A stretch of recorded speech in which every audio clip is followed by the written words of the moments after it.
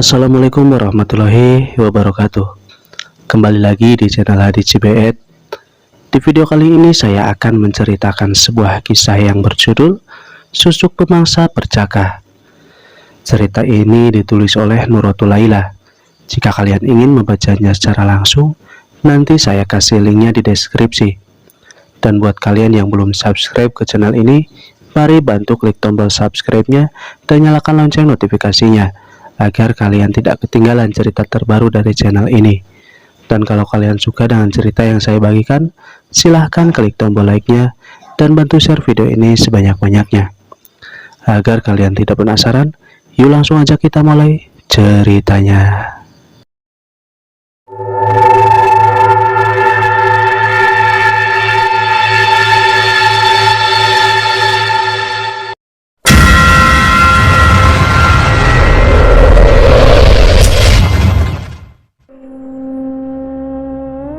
Setelah perceraian kedua orang tuanya, hidup Mila jadi hancur berantakan.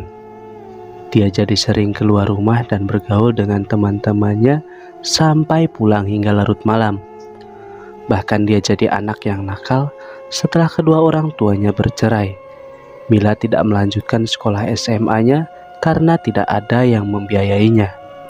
Hingga sampai pada akhirnya ibunya itu akan menikah lagi. Namun Mila tidak menyetujui. Karena kesal dan tidak setuju ibunya menikah lagi, akhirnya dia pun berniat untuk kabur dari rumah saat malam hari, tepat ketika ibunya sedang terlelap tidur.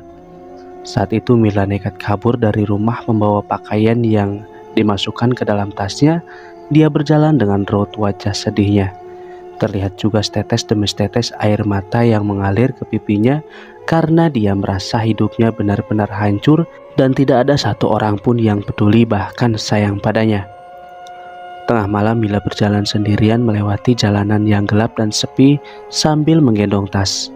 Karena capek, dia pun berhenti sejenak di pinggir trotoar, sembari melipat kakinya dan menopang dagunya.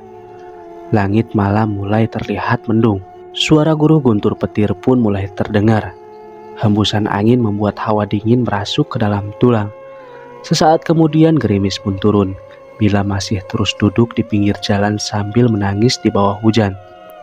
Sesekali dia mengelus lengannya karena menggigil kedinginan. Terlihat ada sorot lampu senter mobil dari kejauhan mengarah ke Mila. Mobil tersebut pun kemudian berhenti tepat di depannya. Terlihat ada seorang wanita turun membawakan payung dan mengajak Mila masuk ke dalam mobilnya. "Mil, ayo masuk. Kamu ngapain di sini?" Sontak Mila yang sedari tadi menangis, mendongakkan kepala ke atas melihat orang yang mengenali dirinya. "Maya," ucap Mila. "Ayo masuk, nanti kamu sakit." Akhirnya saat itu Mila pun masuk ke dalam mobilnya Maya. Maya ini adalah temannya dulu waktu duduk di SMP. Saat itu Maya tidak melanjutkan SMA karena orang tuanya tidak sanggup untuk menyanggupi biaya sekolah Maya. Namun yang membuat Mila heran sekarang, saat ini Maya sudah sukses dan sudah punya mobil sendiri. Bahkan dandanannya sangat dewasa, bahkan sangat cantik. Malam itu juga mereka berdua bertukar cerita. Akan tetapi sebelumnya Maya mengajak Mila ke kafe malam itu. "Sekalian ngobrol-ngobrol ya, udah lama gak ketemu. Kita ke kafe dulu, aku yang traktir," ucap Maya. "Iya Mai." Beberapa saat kemudian mereka pun akhirnya sampai juga di sebuah kafe yang ada di pinggir jalan, sekalian neduh karena hujan deras. Sebelumnya mereka memesan terlebih dahulu minuman dan makanannya. "Udah kamu pesan apa aja Mil? Nanti aku yang bayarin," ucap Maya. "Kamu belum makan kan pasti?" imbuhnya. Sembari menunggu pesanan datang, Maya menanyakan kepada Mila apa yang sebenarnya sudah terjadi dengannya. "Mil, kamu kenapa kok di jalan tadi bawa tas juga lagi?" "Aku kabur dari rumah Mai, dan sekarang aku gak tahu mau kemana." "Kok bisa? Emangnya ada masalah apa?" "Adalah Mai, pokoknya rumit. Makanya aku gak betah di rumah. Dan sekarang aku udah gak sekolah lagi. Oh iya, kamu kok sekarang bisa sukses? Kerja apa?" Ajak aku dong, Mai. Kamu yakin mau kerja sama aku, Mil? Iya, aku mau, Mai. Kerja apa aja, Mai. Yang penting dapat uang.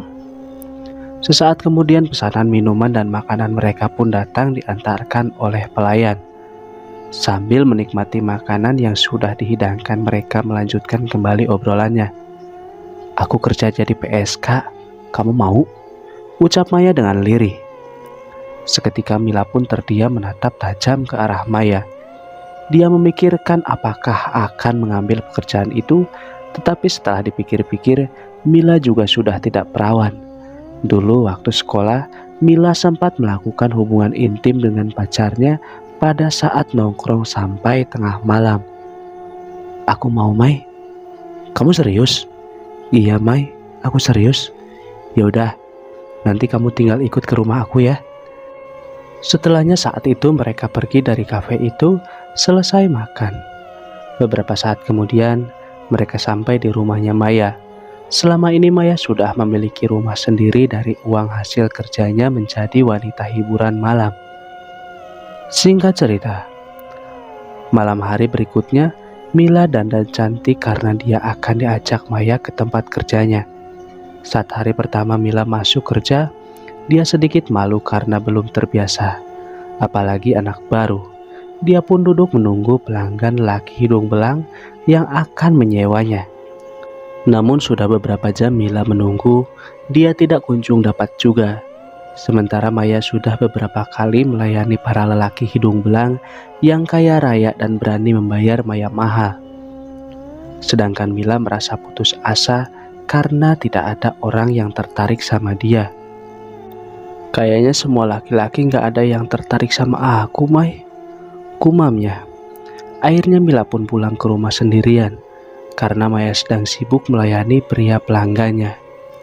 Siang harinya, Mila berpamitan kepada Maya untuk mencari pekerjaan lain karena menurutnya pekerjaan sebagai wanita hiburan bukan jalannya.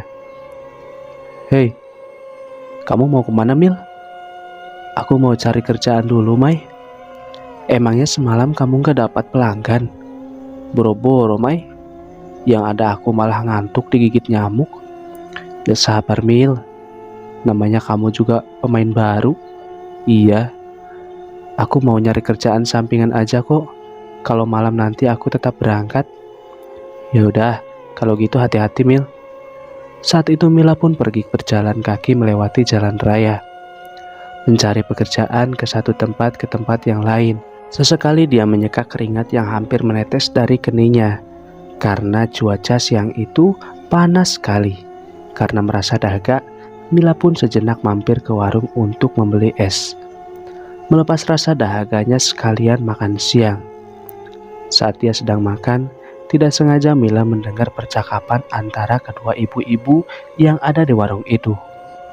Mereka sedang membicarakan tentang tetangganya yang seorang biduan yang memakai susuk agar banyak yang suka dan tertarik. Itu loh, Bu, tetanggaku. Kata warga yang lain juga, biduan yang namanya si itu sudah pasang susuk, Bu, untuk penglarisnya. Makanya dia jadi kaya raya sekarang. Masa sih, Bu? Kok ya cari uang gitu banget? Iya, Bu, katanya sih dukunya di daerah bawah lereng Merapi. Mila pun mendengar secara seksama obrolan kedua ibu-ibu itu tentang biduan yang sudah memakai susuk untuk penglarisnya. Dia juga mengingat alamat yang tadi diucapkan oleh si ibu tadi. Segera Mila mempercepat makannya dan pulang ke rumah, tidak melanjutkan untuk mencari pekerjaan lagi. Beberapa saat kemudian, Mila pun sampai juga di rumah Maya. Di rumah Maya tengah nonton televisi dengan santai sambil makan cemilan ringan. Gimana, Mil? Udah dapat kerjaan? Tanya Maya. Belum, Mai. Mai, aku mau pinjam uang sama kamu, boleh nggak?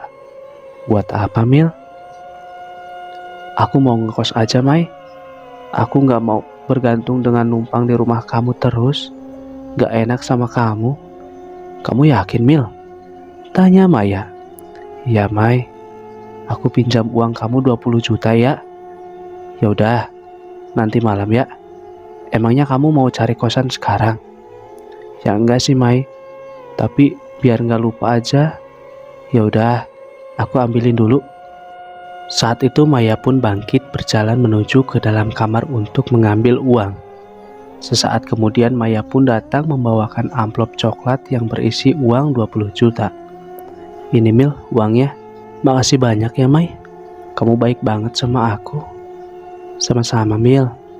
Aku dulu juga nasibnya sama seperti kamu kok. Singkat cerita, keesokan harinya Mila sudah mengemasi pakaiannya ke dalam tas dan berpamitan kepada Maya. Karena pagi itu dia akan pergi ke tempat dukun yang dia dapat dari kedua ibu-ibu yang kemarin ketemu di warung makan. Mila berpamitan akan mencari kosan padahal sebenarnya dia akan pergi ke tempat dukun. Uang pinjaman dari Maya akan digunakan sebagai pasang susuk dan biaya kendaraan menuju ke tempat dukun. Beberapa jam kemudian, Mila pun akhirnya sampai juga di desa Mbah Wono. Namun dia belum tahu rumahnya Mbah Wono, sehingga Mila bertanya terlebih dahulu pada warga sekitar. Maaf Pak, saya mau tanya rumahnya Mbah Wono di mana ya? Oh, itu Mbak, di pojok dekat hutan. Makasih ya Pak. Setelahnya Mila pun segera beranjak ke rumah Mbah Wono. Beberapa saat kemudian dia pun akhirnya sampai juga di rumah Mbah Wono. Akan tetapi di sana sudah ada banyak orang yang mengantri untuk dipanggil gilirannya masing-masing. Karena Mila datangnya terakhir, dia pun dipanggil terakhir. Setelah menunggu beberapa jam, akhirnya giliran Mila yang masuk menemui Mbah Wono. Saat masuk di dalam ruangan praktek Mbah Wono, Mila bergidik ngeri karena di dalamnya semua ruangan berinterior hitam semua. Ada beberapa sesajen seperti juada pasar, pisang ijo, kelapa muda, kembang 7 rupa, dan lain sebagainya. Tidak lupa ada bakaran kemenyan yang sudah mengasap di dalam ruangan itu. Apa maksud kedatanganmu ke sini? Tanya Mbah Wono. Saya mau pasang susuk Mbah, supaya kerjaan saya lancar dan banyak pelanggan memakai saya. Lalu Mbah Wono tertawa terbahak-bahak mendengar jawaban tuturan dari Mila. Itu mudah. Nanti malam kita akan lakukan ritual. Namun ada syaratnya. Ucap Mbah Wono. Apa syaratnya Mbah? Tanya Mila penasaran. Nanti malam kamu harus melakukan bertapa di bawah pohon besar sendirian. Iya baik Mbah. Malam hari pun tiba. Mila akan melakukan ritual bersama dengan Mbah Wono di dalam ruangan praktek. Di dalam ruangan sudah disediakan sesajen dan kemenyan yang sudah dibakar. Bahkan beberapa susuk yang nantinya akan dipasang ke dalam bagian tubuh Mila. Mbah Wono mulai berkomat-kamit merapalkan mantranya sembari memutarkan tangannya di atas kepulan asap kemenyan yang menyala. Setelahnya, susuk yang nanti akan dipasang pada bagian tubuh Mila dirapalkan mantra sembari diasapkan di atas kemenyan. Mila yang melihat Mbah Wono bergidik merinding karena dia baru pertama kalinya melihat praktek dukun secara langsung. Apalagi tengah malam sekitar pukul 12 malam. Bulu kuduk Mila seketika berdiri semua. Setelah ritual di dalam rumah Mbah Wono sudah selesai, Mila pun akan diantarkan ke tengah hutan untuk melakukan semedi. Mereka melewati jalanan tengah hutan, jalanan setapak di kegelapan hanya dengan penerangan cahaya obor yang dibawa oleh Mbah Wono.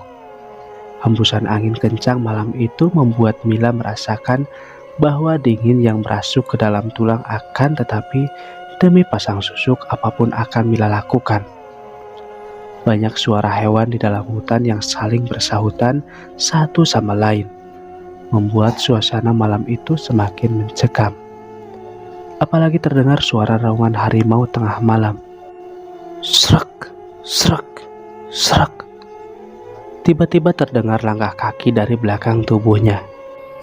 Jangan nengok ke belakang, teruslah berjalan, ucap Mbah Wono. Saat Mila penasaran akan menoleh ke belakang, tiba-tiba Mbah Wono mencegahnya. Akhirnya dia pun menuruti saja apa yang sudah diucapkan oleh Mbah Dukun. Seketika Mila semakin merasakan merinding, bulu kuduknya berdiri semua. Keringat mulai membasahi tubuhnya, jantung berdegup kencang sekali. Beberapa saat kemudian, mereka pun akhirnya sampai juga di sebuah pohon besar yang ada di dalam hutan. Mbah Wono memerintah Mila untuk duduk di bawah pohon besar tersebut. Dengan melipat kedua kakinya, lalu sesajen yang sudah dibawa dari rumah beserta kemenyan yang diletakkan di bawah pohon itu tepatnya berada di depannya Mila. Bacalah mantra ini, dan pulanglah ke rumahku sebelum terbit fajar tepatnya pukul 3. Ucap Mbah Wono. Baik Mbah. Setelahnya Mbah Wono pergi meninggalkan Mila sendirian di dalam hutan. Dia pun mulai merapalkan mantra. Perasaannya campur aduk jadi satu, apalagi dia di dalam hutan sendirian. Saat sedang melakukan ritual, tiba-tiba hembusan angin kencang datang. Terdengar suara wanita yang tertawa mengikik membuat dia semakin ketakutan. Akan tetapi, Mila harus tetap fokus merapalkan mantranya. Mila. Dari belakang tubuh Mila terdengar ada suara yang memanggilnya. Suara itu terdengar lirih. Dia juga mencium bau busuk bangkai yang menyeruak masuk ke dalam hidung. Singkat cerita, sekitar pukul 3 dini hari, Mila pun sudah selesai melakukan ritual. Dia langsung beranjak pulang ke rumah Mbah Wono berjalan kaki sendirian di tengah hutan melewati jalan setapak. Beberapa saat kemudian, Mila sampai juga di rumah Mbah Wono. Setelahnya Mbah Dukun akan melakukan ritual kembali di dalam ruangan prakteknya sambil memasang susu ke tubuh Mila. Saat itu Mbah Wono mulai merapalkan kembali mantranya untuk memanggil khodam yang akan dimasukkan ke dalam susuknya.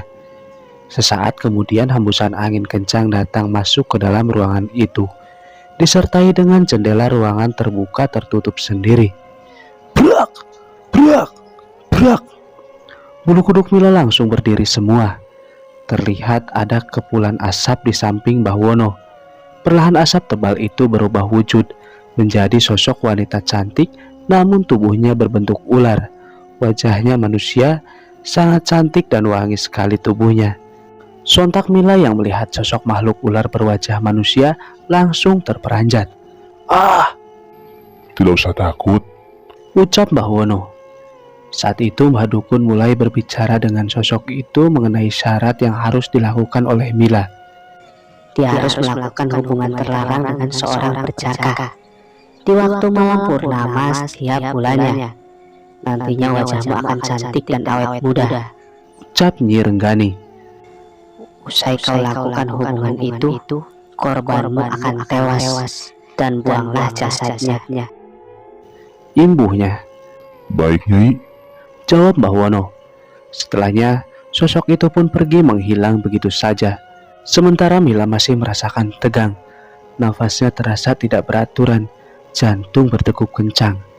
Kemudian Mila pun dipasang susuknya pada bagian kemaluan, payudara dan juga bibirnya, serta keningnya. Semuanya ia lakukan demi agar banyak lelaki hidung belang yang tertarik padanya. Setelah dipasang susuk ke dalam tubuhnya, Mbah Wono memberikan wejangan kepada Mila. Ada beberapa pantangan yang harus kamu ketahui. Apa Mbah pantangannya?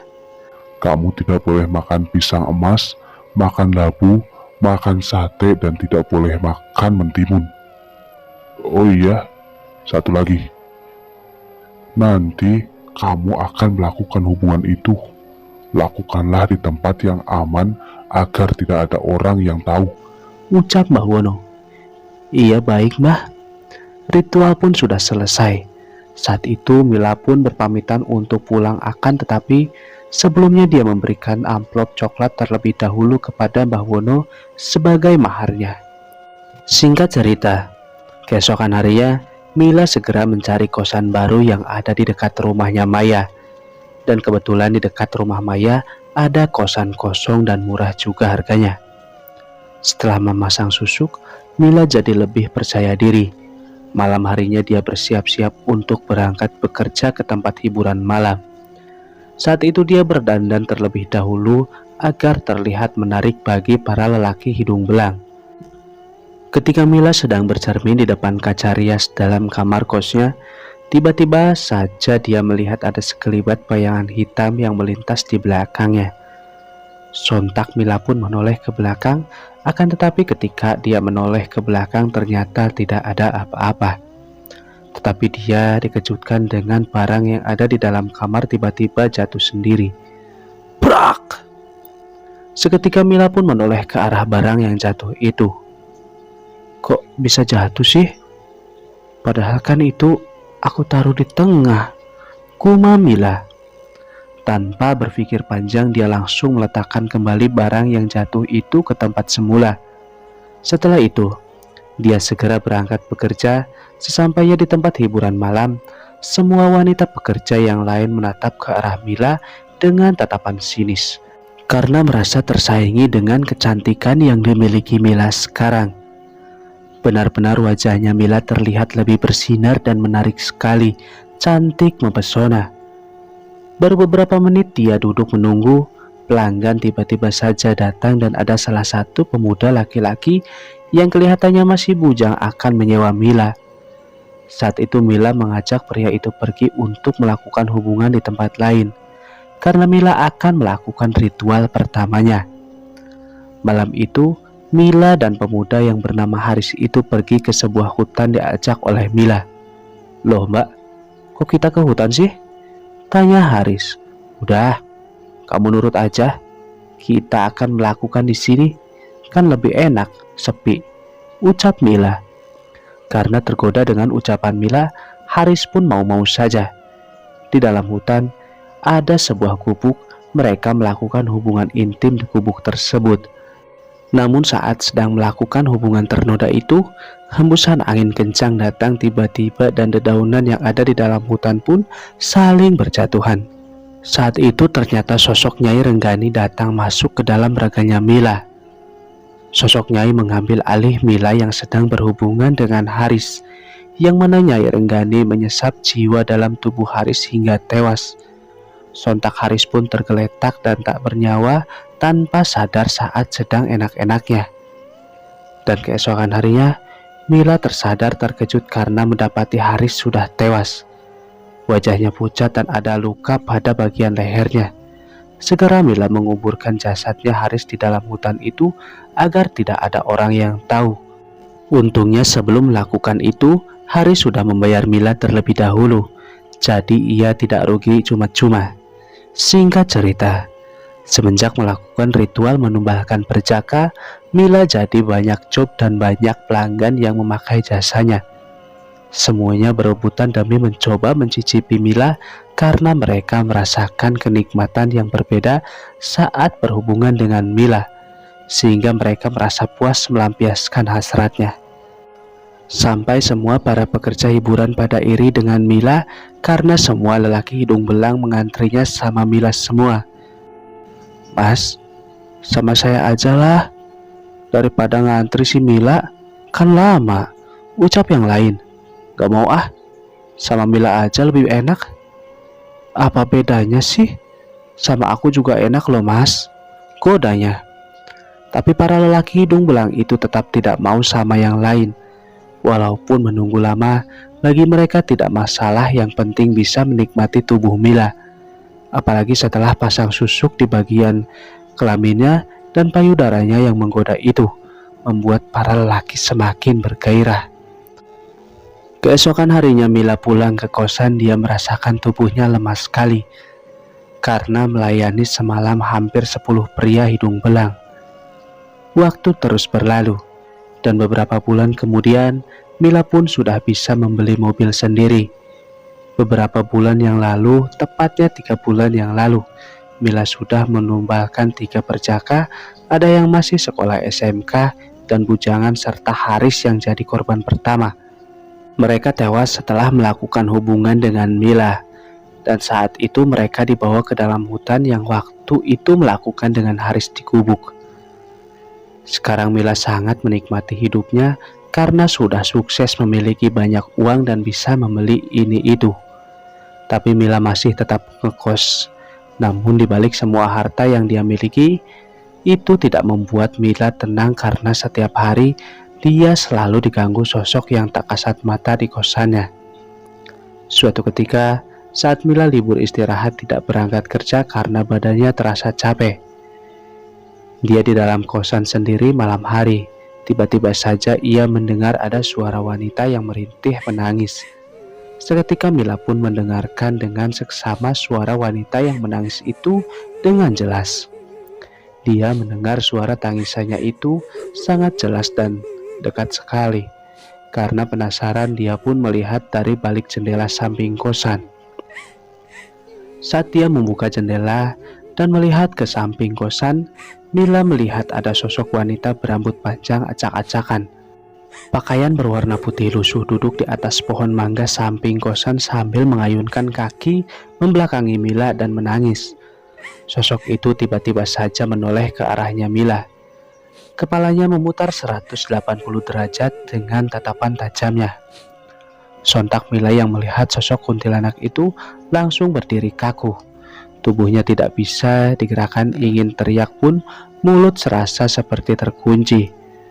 Sampai akhirnya karena tidak kuat melihat sosok itu, Mila pun ambruk pingsan. Dia tidak sadar sampai esok pagi. Keesokan paginya, ketika Mila tersadar, dia merasakan tubuhnya sakit semua. Dan hanya bisa di dalam kosan saja karena tidak enak badan. Siang itu ketika sedang rebahan di dalam kosan sambil menatap layar HP-nya, membuka sosial media. Tiba-tiba saja ada yang mengirimkan pesan kepadanya dan pesan itu ingin menyewa Mila untuk besok malam. Laki-laki itu masih sekitar 22 tahunan. Seketika dia pun teringat kalau besok tiba malam purnama dan itu artinya Mila harus memberikan tumbal. Kalau tidak, Mila tidak akan terlihat cantik dan awet muda lagi. Saat itu Mila pun mengiyakan ajakan laki-laki itu untuk bertemu besok malam. Sedang asik dia membalas pesan dari lelaki itu, tiba-tiba saja Mila dikejutkan dengan pintu kamar kosnya yang menutup sendiri, padahal tidak ada angin kencang yang berhembus. Brak! Sontak dia pun terperanjat kaget, jantungnya langsung berdegup dengan kencang. Mila, Mila. Tiba-tiba terdengar ada suara yang memanggil namanya dengan lirih. Tambah merinding lagi si Mila. Dia pun menenggelamkan tubuhnya di balik selimut karena ketakutan. Dia pun ketiduran karena takut di kosan sendirian. Hingga sore harinya, Mila baru bangun dan beranjak duduk di kursi depan kosan menikmati suasana sore hari. Terlihat ada sebuah mobil yang berjalan menuju ke kosan Mila. Ternyata yang datang itu Maya. Mai, ada apa tumben datang ke sini? Tanya Mila. Emangnya nggak boleh? Aku lagi bosan di rumah, jawab Maya. Ya bolehlah, sini duduk. Maya pun duduk di kursi samping Mila di depan kosan. Sebelum mereka mengobrol, Mila membuatkan minum terlebih dahulu untuk Maya. Saat Mila sedang membuatkan minum di depan kosnya, dia terkejut ketika ada sekelibat bayangan hitam yang melintas di hadapannya. Bersamaan dengan itu, dia mencium bau busuk yang menyeruak ke dalam hidung, seperti bau bangkai tikus dan anyir darah. Mila merasa merinding kembali tubuhnya dan bulu kuduknya langsung berdiri semua. Karena merasa dari belakang seperti ada yang melihat ke arahnya, Mila mencoba untuk menoleh ke belakang. Namun saat dia menoleh ke belakang, betapa terkejutnya Mila ketika ia melihat ada sosok lontong berdiri dengan wajah kosong dan kain kafan putih lusuh. Mulutnya menganga, kedua matanya menatap tajam ke arah Mila. Sontak dia pun langsung berteriak kencang. Ah! Karena tidak kuasa melihat sosok itu, dia ambruk pingsan ke lantai. Bruk! Sementara Maya yang menunggu Mila di depan kos mendengar teriakan Mila merasa penasaran. Apalagi Mila lama sekali tidak keluar juga. Akhirnya Maya pun masuk ke dalam kosan mengecek. Takut terjadi apa-apa dengan Mila, dan saat Maya masuk ke dalam kosan, dia pun terkejut melihat temannya itu sudah dalam keadaan pingsan. Ya ampun Mila, Mil, bangun Mil, ucap Maya panik. Saat itu Maya mencoba untuk terus membangunkan Mila yang masih belum sadar juga. "Mil, bangun Mil. Duh gimana ini?" ucapnya kebingungan. Maya berinisiatif mengolesi minyak kayu putih yang dia ambil di dalam kamar kosannya Mila. Beberapa saat kemudian setelah dioleskan dengan minyak kayu putih, Mila pun akhirnya sadar juga. Namun ketika membuka kedua matanya, dia masih seperti orang linglung dan kebingungan. Segera Maya memberikan teh hangat yang tadi sudah dibuatkan Mila untuk Maya yang ada di atas meja. "Nih, minum dulu Mil, biar lebih tenang." Perlahan-lahan Mila pun menenggak segelas teh hangat yang sudah dibuatnya tadi. Setelah sedikit tenang, Maya mencoba menanyakan kepada Mila apa yang sudah terjadi. "Kamu kenapa Mil? Kok bisa pingsan?" Gak apa-apa kok," jawab Mila. Seketika Maya mendengarkan jawaban Mila yang gugup merasa aneh sambil mengernyitkan keningnya. Mila tidak menceritakan kepada Maya karena menurutnya itu tidak perlu. "Ya udah, kalau gitu kamu istirahat saja di kamar sana." "Tapi kok kepalaku pusing banget ya May. Aku antarin ke dokter aja yuk." Mila pun menganggukkan kepalanya menjawab ucapan Maya. Sore itu Maya pergi ke dokter untuk mengantarkan Mila periksa. Singkat cerita, malam harinya karena sakit, Mila pun tidak berangkat kerja lagi. Apalagi tubuhnya merasa sakit semua. Lagi-lagi Mila merasakan takut di dalam kosan sendirian. Sekitar pukul 12 malam dia tidak bisa tidur karena mendengar ada suara ayam jago yang terus berkokok. Hawa semakin dingin dengan malam semakin sunyi sepi. Tiba-tiba dia mendengar ada suara yang memanggil namanya. "Mila, tolong." Ucapan itu seperti suara laki-laki yang dikenalnya. Seketika Mila mendengarkan dengan seksama suara itu. "Tolong saya Mila." Ya, suara itu sama seperti dengan suara Haris, pemuda lajang yang waktu itu sudah dijadikan tumbal pertamanya. Semerbak bau busuk masuk ke dalam kamar Mila. Betapa terkejutnya Mila ketika menoleh ke samping ranjang. Di sana ada sosok Haris berdiri menatap tajam ke arahnya. Wajahnya sangat pucat sekali. Bahkan terdapat darah yang mengalir di bagian lehernya. "Ah!" Mila berteriak seketika. Sosok Haris mencoba berjalan menghampiri Mila. Tapi Mila terus berisatan di atas kasur menghindari Haris. "Pergi!" "Tolong saya Mbak." ucap sosok itu. "Pergi!" Namun pada akhirnya sosok Haris itu pergi menghilang dengan sendirinya entah kemana. Saat itu juga Mila sudah ambruk pingsan di atas dipannya. Singkat cerita, malam berikutnya Mila sudah ada janji dengan seorang pemuda yang bernama Edi yang sudah menyewa Mila. Namun malam itu Mila meminta untuk ketemu langsung di pinggir jalan. Pinggir jalan itu tepatnya dekat kosan Mila, yang mana kosan Mila dekat dengan hutan belantara. Hutan itu berada di belakang kosannya. Sesaat kemudian mereka pun saling bertemu. Namun Edi dia terlihat masih lajang dan Mila senang karena akan mendapatkan korban lagi untuk selanjutnya. Saat itu Mila mengajak Edi masuk ke dalam hutan. Edi pun mengikuti saja. Keduanya pun harus berjalan kaki menuju ke dalam hutan. Mereka melewati jalanan setapak di tengah hutan di kegelapan malam. Terdengar suara hewan yang saling bersahutan membuat suasana malam yang sunyi itu semakin mencekam. Beberapa saat kemudian, mereka sampai juga di tengah hutan di gubuk. Mereka langsung memulai untuk melakukan hubungan malam itu. Tiba-tiba, hembusan angin kencang datang disertai dengan bau kembang-kembangan serta bau amis yang menyeruak ke dalam hidung. Itu artinya sosok Nyai Renggani datang untuk masuk ke dalam raga Mila akan mengambil alih melakukan hubungan dengan perjaka tersebut. Edi merasakan nikmat yang tiada tara, padahal yang dia tiduri itu adalah sosok makhluk bertubuh ular. Sesaat kemudian, Edi merasakan tubuhnya lemas dan kaku. Saat itu Nyai Renggani pun langsung menyesap jiwa Edi, akan tetapi sebelumnya Edi melihat tubuh Mila berubah menjadi sosok ular dalam pandangan matanya. Namun wajahnya sangat cantik sekali, memakai sanggul dan mahkota. Sontak Edi berteriak, "Wah, Setelahnya teriakannya itu lenyap karena Edi telah tewas oleh sosok Nyai Renggani. Sosok yang ada di dalam raga Mila pun kemudian keluar dari dalam tubuhnya. Seketika Mila seperti biasa langsung ambruk pingsan karena lemas. Keesokan harinya, dia pun tersadar dan segera memakai pakaian untuk segera pulang ke kosan. Setelah melakukan hubungan dengan seorang perjaka, Mila selalu merasakan aura yang berbeda pada dirinya. Dia merasa lebih cantik dan awet muda. Otomatis dia jadi sering mendapatkan job pelanggan dari kalangan biasa hingga sampai konglomerat. Suatu ketika Mila disewa oleh om-om kaya raya.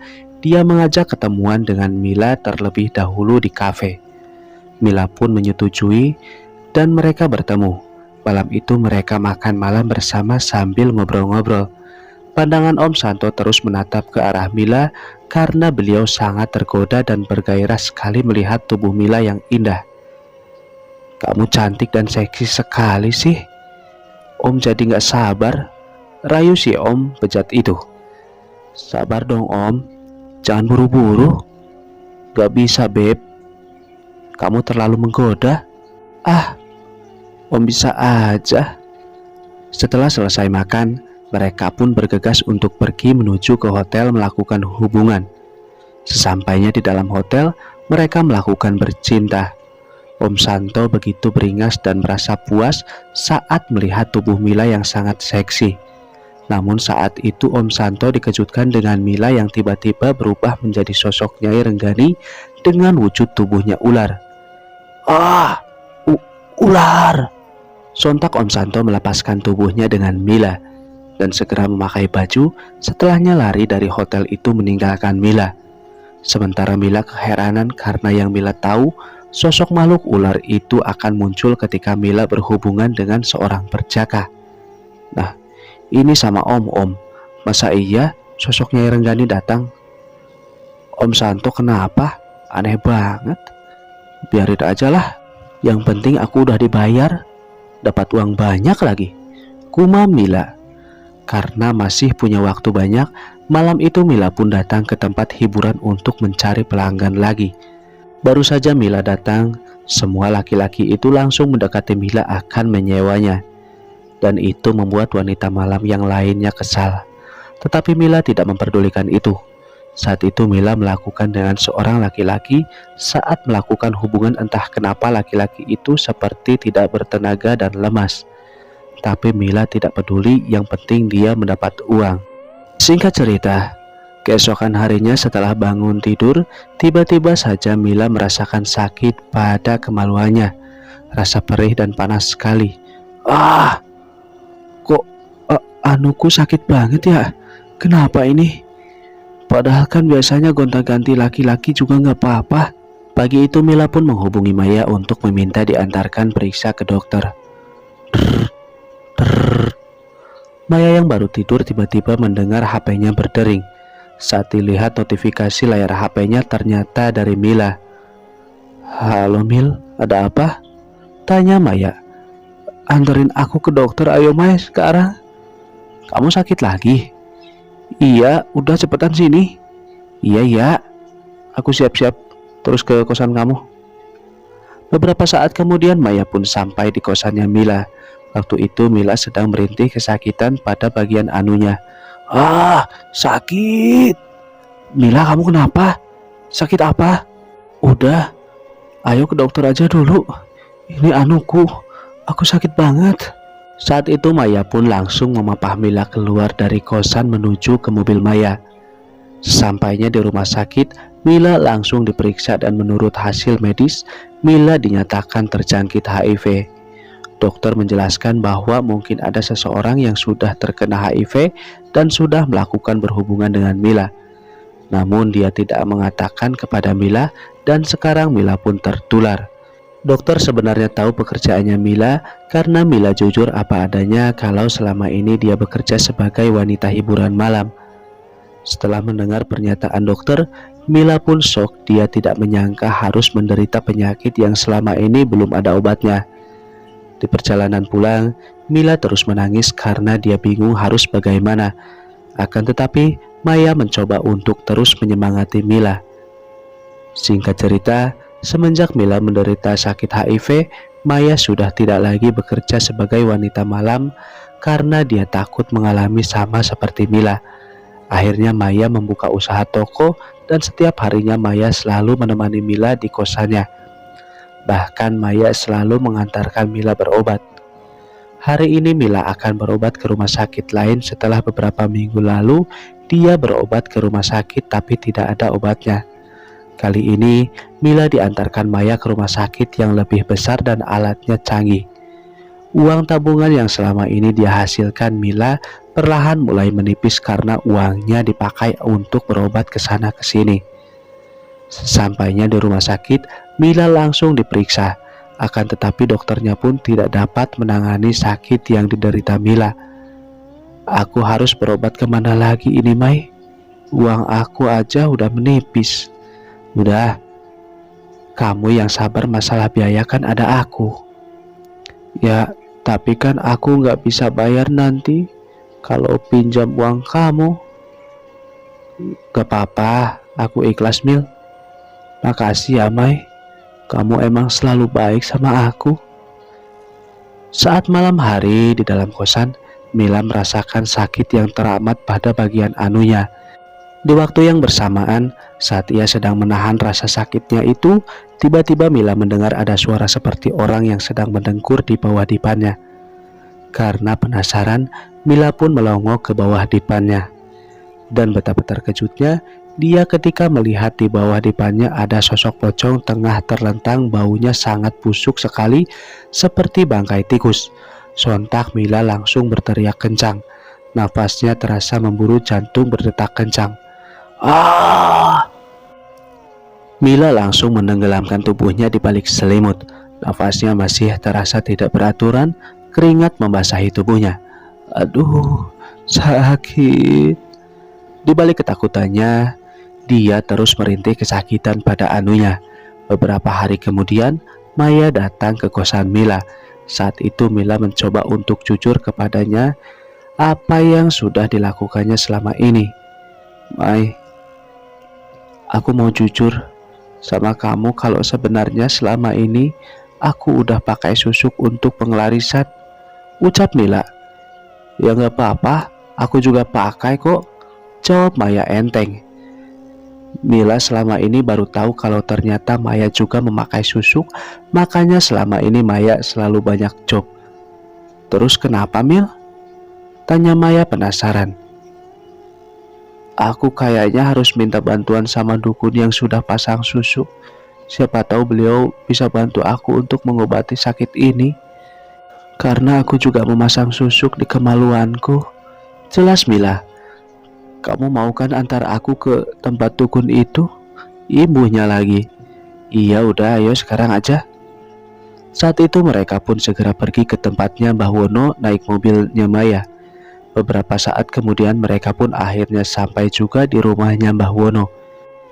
Sesampainya di sana ternyata sudah banyak orang yang menunggu. Akhirnya Mila dan Maya pun menunggu giliran untuk dipanggil oleh Mbah Wono. Setelah menunggu beberapa jam, akhirnya Mila dipanggil giliran untuk masuk ke dalam ruangan prakteknya. Ada apa lagi kamu datang ke sini? Mau pasang susuk lagi? Tanya Mbah Wono. Enggak Mbah, saya mau minta tolong Mbah. Saya menderita sakit HIV. Bisakah Mbah sembuhkan sakit saya ini? Ucap Mila. Akan saya coba, tapi nanti malam kamu harus melakukan ritual dulu di sendang, ucap Mbah Wono. Baik Mbah. Malam hari pun tiba. Mila akan melakukan ritual di sendang. Saat itu dia diantarkan oleh Mbah Wono ke sendang, sementara Maya menunggu di rumah dukun itu. Mila dan Mbah Wono harus melewati tengah hutan karena sendang itu berada di dalam hutan. Jalanannya seperti biasa sangat gelap. Mila tidak bisa jalan cepat-cepat karena dia merasakan sakit pada kemaluannya. Jalannya saja sampai ngegeng. Beberapa saat kemudian mereka pun sampai. Saat itu Mila disuruh untuk merendam tubuhnya di dalam sendang itu, melakukan ritual ditinggal oleh Mbah Wono. Ketika sedang berendam di dalam merasakan sakit dan perih yang teramat pada bagian kemaluannya. Hawa dingin merasuk ke dalam tulang disertai dengan hembusan angin kencang membuat Mila merasakan tambah dingin. Beberapa jam kemudian, Mila pun kembali ke rumah Mbah Wono untuk dilakukannya ritual. Saat itu Mbah Wono mencoba untuk mencabut susuk yang ada di semua tubuh Mila sambil merapalkan mantra dengan mulut berkomat kamit. Setelah susuk yang ada di dalam tubuh Mila sudah dicabut, dia masih tetap merasakan sakit pada bagian kemaluannya. Mbah Wono mencoba mengobati, akan tetapi tidak mempan mantranya. Akhirnya Mila pun terpaksa harus pulang karena sudah diobati di dukun masih tetap sama, tidak bisa disembuhkan. Karena uangnya Mila semakin menipis, dia pun akhirnya memaksa untuk bekerja lagi ke tempat hiburan malam, berharap mendapat uang lagi. Namun saat dia menunggu pelanggannya datang, entah kenapa mereka semua pelanggannya sudah tidak tertarik lagi dengan Mila. Mungkin karena efek susuknya sudah dicabut, jadi dia tidak terlihat menarik lagi. Aduh, sakit banget, rintih Mila. Wajahnya semakin pucat. Saat itu dia segera pulang ke rumah karena rasa sakit yang sudah tak tertahan lagi pada kemaluannya. Sesampainya di rumah, Mila hanya bisa terbaring di tempat tidurnya, terus merasakan sakit yang teramat pada kemaluannya. Malam itu sebenarnya Mila harus memberikan tumbal karena tepat pada bulan purnama. Namun karena dia tidak mendapatkan perjaka lagi, tiba-tiba saja di dalam kamarnya Mila ada hembusan angin kencang datang, masuk disertai dengan bau wewangian khas yang dia kenal, yaitu bau wangi Nyerenggani. Kepulan asap putih masuk ke dalam kamarnya.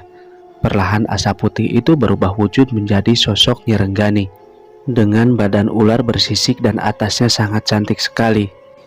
Mila, kau tidak memberikanku tumbal lagi, maka dari itu kamu harus menerima akibatnya, karena kamu tidak bisa memenuhi persyaratan dariku, ucap sosok Nyerenggani.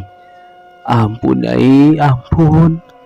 Namun tanpa ampun, Nyai Renggani langsung melilit tubuh Mila dengan ekor ularnya sampai erat sekali. Mila pun teriak-teriak karena merasakan sesak di dadanya.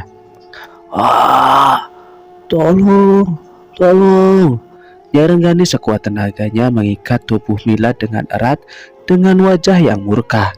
Sampai akhirnya Mila pun kehabisan nafas dan dia pun tewas saat itu juga. Wajahnya langsung memucat, kedua matanya juga melotot, tubuhnya membiru semua dan ada bekas lilitan ular. Singkat cerita, beberapa hari kemudian ada tetangga kosannya Mila yang mencium bau busuk di dalam kosan Mila. Mereka juga sudah beberapa hari tidak melihat dia, sehingga saat itu semua tetangganya mencoba mendobrak kosan Mila dan betapa terkejutnya mereka melihat Mila sudah tewas, baunya sangat busuk sekali. Saat itu kebetulan Maya datang ke kosannya untuk menjenguk, akan tetapi malah ada ramai-ramai. Ada apa ini bapak-bapak, ibu-ibu? Tanya Maya. Ini Mbak Mila ditemukan meninggal dunia Mbak, jawab salah satu ibu-ibu. Sontak Maya terdiam kaku, tidak menyangka kalau temannya itu tewas dalam keadaan yang mengenaskan. Hari itu juga Mila akan segera dimakamkan. Namun sebelumnya ketika akan dikafani, jenazahnya selalu mengeluarkan cairan putih yang bau busuk sekali. Sudah digantikan dengan kain kafan beberapa kali, tapi tetap saja cairan putih itu terus mengalir dari kemaluannya. Sampai akhirnya karena semuanya sudah lelah mengganti kain kafan terus-menerus, akhirnya Mila pun dimakamkan dalam keadaan masih terus mengalir cairan putihnya. Singkat cerita, ada salah satu warga yang saat itu akan mencari kayu bakar di tengah hutan belakang kosannya Mila, namun beliau melihat ada gundukan tanah yang baunya tercium sangat busuk. Karena penasaran, bapak tersebut pun menggali gundukan tanah itu. Saat digali, betapa terkejutnya beliau melihat ada mayat manusia yang terkubur di gundukan tanah itu. Sontak beliau langsung lari keluar hutan dan mengabari para warga yang lain. Saat itu juga warga melapor ke pihak berwajib untuk mengusut tuntas semuanya. Di tengah hutan itu, akhirnya ditemukan hingga 10 mayat yang terkubur, jasadnya sudah hancur dan baunya sangat busuk sekali. Semua mayat itu ditemukan dalam satu kubangan yang kemudian ditutupi dengan gundukan tanah. Akhirnya semua terungkap tentang warga yang hilang. Ternyata telah menjadi korban pembunuhan, dan itulah informasi yang dituturkan oleh pihak kepolisian. Semoga kita selalu dalam lindungan Allah, dan semoga kita dijauhkan dari hal-hal demikian. Jangan sampai kita terjerumus ke dalam lembah hitam yang menyesatkan. Carilah rizki dengan cara yang halal. Ambil sisi baik dan buang sisi buruknya. Karena semua yang bersangkutan dengan iblis pasti akan berakhir menderita.